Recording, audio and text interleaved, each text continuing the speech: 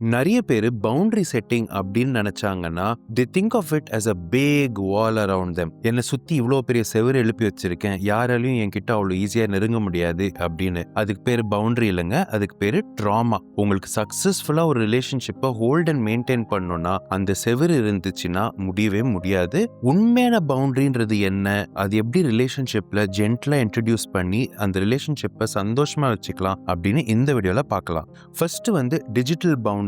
நம்ம இந்த காலத்துல ரொம்ப நிறைய இந்த போனு, கேட்ஜெட்ஸ், டிவி இப்படியே கிடக்கிறோம். ஸோ இதனால அந்த இன்டர்பர்சனல் ஸ்பேஸ் பெருசாயிட்டே போகுது. Try and set some time in a day when you don't use any digital devices. அதாவது டின்னர் சாப்பிடும்போது யாருமே போனை தொடக்கூடாது, நம்ம ஒன்னா உட்காந்து சாப்பாட்டுல ஃபோக்கஸ் பண்ண போறோம் அப்படின்னு பாருங்க.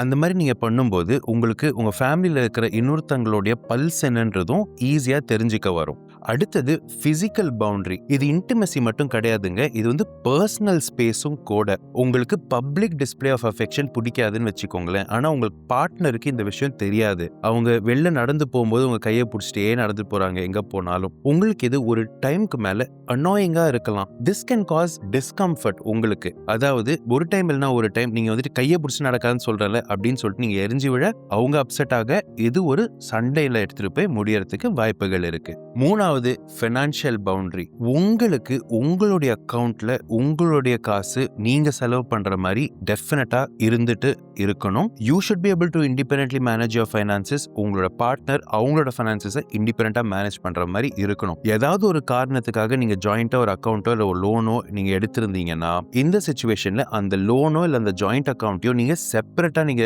அப்சர்வ் பண்ணுமே தவிர நீ இவ்வளவு சம்பாதிக்கிற அந்த மாதிரி சொல்லி அந்த ஃபைனான்சியல் பிரஷர் ஒரு பார்ட்டி மேல ரொம்ப விழுந்தாலும் இட் கேன் காஸ் ப்ராப்ளம்ஸ். ஒரு எக்ஸாம்பிள் சொல்றேனே, நீங்க எப்போ டேட் போனாலும் உங்களுடைய ஒரு பார்ட்னர் மட்டும்தான் வாலெட்டை ஓபன் பண்ணி செலவு பண்றாங்க எல்லாத்துக்கும். Over a period of time this can cause discomfort.